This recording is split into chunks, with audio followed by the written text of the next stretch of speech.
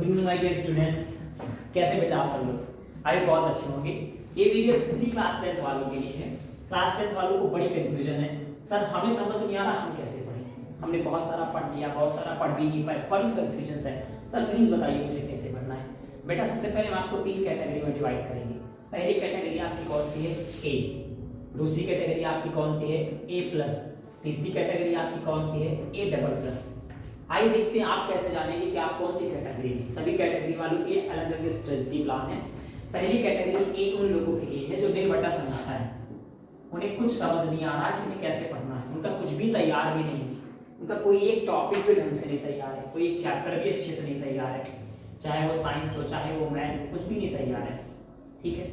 दूसरी कैटेगरी किसका है? जिसका हाफ आप तैयार है, मतलब कि कॉन्सेप्ट उनके ठीक हैं लेकिन जब क्वेश्चंस आते हैं, क्वेश्चंस मतलब कि उनके नोट्स कंप्लीट, आप ऐसे मान सकते हो कि उनके नोट्स उनको लर्न है बट एनसीईआरटी वगैरह नहीं तैयार है, उन्हें कुछ आता है लेकिन क्वेश्चंस नहीं कर पाते।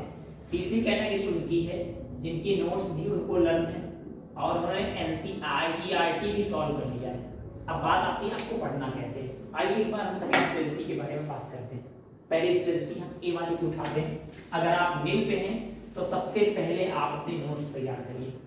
अब नोट्स तो आप इतनी जल्दी तैयार नहीं कर सकते, वो इम्पॉसिबल है क्योंकि आपके पास बिल्कुल भी टाइम नहीं बचा है। तो आपके पास पहला ऑप्शन ये है कि आप चैप्टर वाइज लिस्ट ही बनाइए, चैप्टर वाइज लिस्ट करिए। लिस्ट कैसे बनाएंगे? लिस्ट का नाम हम देते हैं की पॉइंट्स। चैप्टर वाइज आप की पॉइंट्स लिखिए सारे चैप्टर्स का, एक चैप्टर 2 3 4 5 जितने भी चैप्टर्स आपके यहाँ हैं उन की पॉइंट्स। मान लीजिए आपने पहला लिखा रिफ्लेक्शन, दूसरा लिखा आपने रिफ्रैक्शन। अब आप देखिए सारे की पॉइंट लिखने के बाद कि आपको कौन कौन से पॉइंट तैयार हैं। अगर कुछ तैयार है तो उन पर डबल टिक कर लीजिए, अगर नहीं तैयार है तो पहले इन पॉइंट्स को तैयार करिए। देखिए एनसीईआरटी आपसे तब तक नहीं सॉल्व होगी जब तक आपकी नोट्स आपको नहीं तैयार होगी। पहले नोट्स तैयार करनी पड़ेगी आपको। कैसे करनी पड़ेगी ये आप जानिए, ये मेहनत आपको करनी, अभी तक आपने लापरवाही की तो फिर सोचो आप जिस सब्जेक्ट को खराब करने में आपने पूरा साल लगाया है वो 15 दिन में कैसे सुधर सकता है? पॉसिबल नहीं है ना। तो थोड़ी बहुत मेहनत तो आपको करनी पड़ेगी। इनसे ज्यादा ध्यान देना इन बच्चों को है कि आप अगर कुछ नहीं करोगे तो आप अपने आप यहाँ आ जाओगे। इनको तो बहुत कुछ करना पड़ेगा यहाँ तक जाने के लिए, लेकिन ये अगर कुछ नहीं करेंगे ना तो अपने आप यहाँ आ जाएंगे। तो ये वाले विशेष ध्यान देंगे। चलो आप पहले नोट्स पढ़ोगे। सबसे पहले नोट्स, तुरंत नोट्स उठाओ, लर्न करना शुरू कर दो।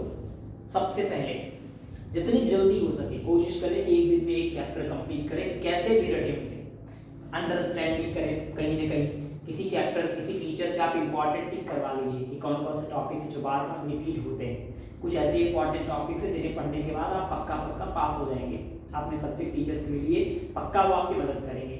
हम कोशिश करेंगे कि कल तक शायद आपको एक लिस्ट बना के दे दें जिसमें सारे इंपॉर्टेंट टॉपिक कवर हो चुके हों। पहले आप उन इंपॉर्टेंट टॉपिक्स को पढ़ लीजिएगा। आई एम श्योर आप फेल होने से बच जाएंगे। हम आगे अगली बात पे आते हैं। देखिए जिन बच्चों की नोट्स कंप्लीट है, मान लो आप नोट्स कंप्लीट करिए। कंप्लीट मतलब लिखना नहीं है, लर्न करना है। जब लर्न हो जाए, मान लीजिए आपकी नोट्स आपको लर्न है तो आप फिर एनसीईआरटी उठाइए। आप क्या करेंगे? अगर नोट्स लर्न है तो आप प्लस में एनसीईआरटी लीजिए। एनसीईआरटी में पहले आप इंडेक्स सॉल्व करिए, फिर एग्जाम्पल सॉल्व करिए, फिर एक्सरसाइज सॉल्व करिए। दोबारा पहले आप इंडेक्स सॉल्व करेंगे, फिर एग्जाम्पल सॉल्व करेंगे, फिर एक्सरसाइज सॉल्व करेंगे, वो भी चैप्टर वाइज। ठीक है। अगर आपने नोट्स लर्न कर लिया तो उम्मीद है कि आप पास हो जाएंगे, आप फेल नहीं होंगे और 27 मार्क्स आपको मिल जाएंगे। केवल नोट्स लर्न करने से आपको 30 प्लस मार्क्स मिल जाएंगे, साइंस में भी, मैथ्स में भी, अनदर सब्जेक्ट में भी। अगर आपकी नोट्स प्लस एनसीईआरटी तैयार है तो आप 50 प्लस मार्क्स पा जाएंगे, 50 प्लस। उम्मीद है कि आप 60 प्लस भी हो सकते हैं। अगर आपकी नोट्स एनसीईआरटी दोनों कंप्लीट हो गई है आप तो फिर आप थर्ड स्टेज पे हैं। ऐसी कंडीशन है तो फिर आप सैंपल पेपर उठाइए। फिर आप क्या करिए? सैंपल पेपर सॉल्व करिए। सैंपल पेपर सॉल्व करने के 2 तरीके हैं। पहला तरीका ये है कि आप एक एक चैप्टर कंप्लीट करिए। कोई भी 2 चैप्टर या एक चैप्टर लीजिए। मान लीजिए एक फिजिक्स, एक केमिस्ट्री, एक बायो आपने ले लिया और तीनों का एक एक चैप्टर आपने पहले नोट से रिवाइज किया, फिर एनसीईआरटी से रिवाइज किया, फिर 5 सैंपल पेपर ले लीजिए और पांचों सैंपल पेपर, पहला सैंपल पेपर उठाइए, उसमें पहले चैप्टर के फिजिक्स, पहले चैप्टर केमिस्ट्री, पहले चैप्टर बायो के क्वेश्चंस को गोला बना लीजिए, मार्क्स कर लीजिए, फिर उनको अलग लिख लीजिए।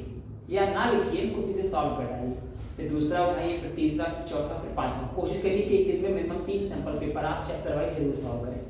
ये तो था पहला तरीका, ऐसे आपकी चैप्टर वाइज प्रिपरेशन हो जाएगी। दूसरा तरीका ये है कि आप पूरा का पूरा एक सैंपल पेपर उठा लीजिए, लेकिन आपको सैंपल पेपर अपनी कॉपी में नहीं सॉल्व करना है। आपको सैंपल पेपर के लिए मार्केट जाना है, किसी भी बुक स्टॉल से आंसर शीट खरीदनी है। आंसर शीट मतलब ऐसी कॉपियां जो पेपर के दौरान आपको दी जाती हैं, जो आपके स्कूल्स में मिलती है एग्जाम्स के ड्यूरेशन में, उन्हें खरीदना है, उन्हें लाना है, उनके दोनों तरफ ऐसे लाइनिंग करनी है ऐसे। फिर आपको मान लीजिए आप पहला सेक्शन लिखने जा रहे हैं, तो आप लिखिए सेक्शन ए और इसको डबल अंडरलाइन करिए, ब्लू पेन से, ब्लैक पेन यूज करना है, किसी भी अलग तरीके के ब्लू पेन से लिख लीजिए। इसमें आंसर नंबर 1 लिखिए, आंसर नंबर 1, इसको डबल अंडरलाइन करिए। मान लीजिए इसका ऑप्शन सी सही है, तो ऑप्शन सी पे ऐसे लिखिए। ऑप्शन सी मान लो रिफ्रैक्शन है आंसर, तो ऑप्शन सी के सामने आप लिखिए रिफ्रैक्शन। आपको ऐसी कॉपी लिखना है कि एग्जामिनर को कॉपी देखने के बाद अच्छा भी लगे, ऐसा लगे कि आपने कॉन्फिडेंस में कॉपी लिखा है, जल्दबाजी में नहीं लिखा। दूसरा, उसे आपकी कॉपी चेक करते समय पेपर की तरफ नजर ना करना पड़े, आपकी कॉपी देखिए और आराम से टिक करता हुआ आंसर बताता चला जाएगा। इतनी बात समझ में आ गई। कोशिश करना कि एक पेज में 4-5 क्वेश्चन से ज्यादा ना हो। आंसर नंबर ऑब्जेक्टिव 5 क्वेश्चंस, लिखने वाले 3-4 क्वेश्चंस, बहुत ज्यादा स्पेस भी नहीं देना है, बस एक आंसर के बाद 2 लाइन छोड़ना, 3 लाइन लिखना है, ऐसे करके आपको करना है। इतनी बात समझ में आ गई। ये आपको एकदम सीक्वेंस वाइज करना है। ऐसे आपको 5 सैंपल पेपर लगभग एक नोट्स में सॉल्व करना है। वैसे एक आंसर शीट में 5 सैंपल पेपर कम से कम सॉल्व करना है।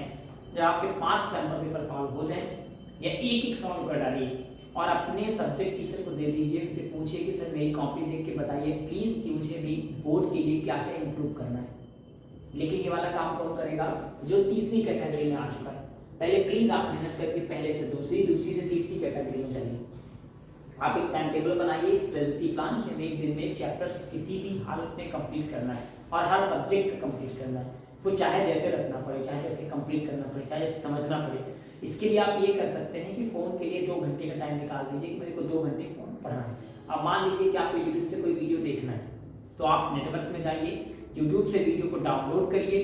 डाउनलोड करने के बाद नीचे आ जाइए, अपने फोन में फ्लाइट मोड लगाइए। फ्लाइट मोड लगाने के बाद वही वीडियो जो आप यूट्यूब से देख रहे हैं उसी को देखिए, नोट्स बनाइए, फोन बंद कर दीजिए, फिर पढ़िए। प्लीज अगर आप ऐसा नहीं करते हैं तो आपके मार्क्स खराब हो सकते हैं, क्योंकि फोन पे जब हम लगातार लाइव होकर के नेटवर्क में आने के बाद हम वीडियो देखते हैं, तो एक वीडियो देखते हैं दूसरा नीचे चला करता है स्क्रोल में, तो हमारी उंगली ऐसे ऐसे चला करती है। फिर काफी देर बाद इलेक्ट्रोमैग्नेटिक वेव्स के कारण हमारा दिमाग शिथिल हो जाता है और हम थक जाते हैं। हमें लगता है कि मैंने बहुत पढ़ लिया, एक्चुअल में मैंने कुछ नहीं पढ़ा। हमारा डिस्प्लेसमेंट 0 होता है और वर्क हमारा 0 हो जाता है, बल्कि फोर्स में बहुत लगा चुका होता हूँ। लास्ट में हमें नींद आने लगती है और हम सो जाते हैं। अगले दिन हम उठते हैं, फिर टेंशन में होते हैं, मैंने क्यों नहीं पढ़ा, काश मैं पढ़ लिया होता। ऐसे बहुत सारे क्वेश्चन हमारे दिमाग में आते हैं। फिर हम वैसे जाते हैं, प्लानिंग करते हैं कि आज शाम को पक्का पढ़ेंगे, और फिर पुराने दिनों की तरह फिर फोन लेके बैठ जाते हैं, फिर स्क्रॉल करते हैं, कोई एक आध वीडियो देखा, इनका देखा, उनका देखा, कंफ्यूज हुए, कुछ देर पढ़े, रखे, एकदम चीजें फिर सो गए। ऐसे करते करते आपका पूरा साल बीत चुका है। तो आपने पूरे साल जो किया वही अभी भी करोगे बेटा, सेम उसी स्ट्रेटजी से पढ़ोगे, तो जैसे पूरे साल कुछ नहीं आया वैसे आप कुछ नहीं आएगा। तो आप बेस्ट मानो, या तो आप उससे स्ट्रेटजी बनाओ, या आप मुझे देख रहे हो तो मैं स्ट्रेटजी फॉलो करूँ। आपके पास 2 ऑप्शन है, कोई एक ऑप्शन को चूज करिए। आप अपनी स्ट्रेटजी से साल भर फॉलो कर चुके हैं, थोड़ी देर बचे, हम लोग की स्ट्रेटजी फॉलो कर लीजिए। आपको कुछ नहीं करना है, केवल वीडियो को डाउनलोड कर लेना है, नीचे आके फोन को फ्लाइट मोड लगा देना है। फ्लाइट मोड लगाने के बाद आराम से वीडियो देखना है, सॉल्व करना है, फोन रख देना है। बस 1 महीने की बात है, पेपर हो जाए, उसके बाद फिर आप फोन चलाते रहिए, आपकी प्रॉब्लम से अभी आपको सिर्फ इतना करना है। हम लोग अगले वीडियो में फिर मिलेंगे नए स्ट्रेटजी के साथ, और कोशिश करेंगे अगले वीडियो में आपको इंपॉर्टेंट टॉपिक लेके आए। एक्सप्लेनेशन बहुत जल्द आने वाला है, मिलते हैं फिर। Thank you. एक बार आप सभी का बहुत बहुत फिर से धन्यवाद है हमारे साथ बने रहने के लिए, इतना सारा प्यार देने के लिए और सहयोग के लिए। Thank you.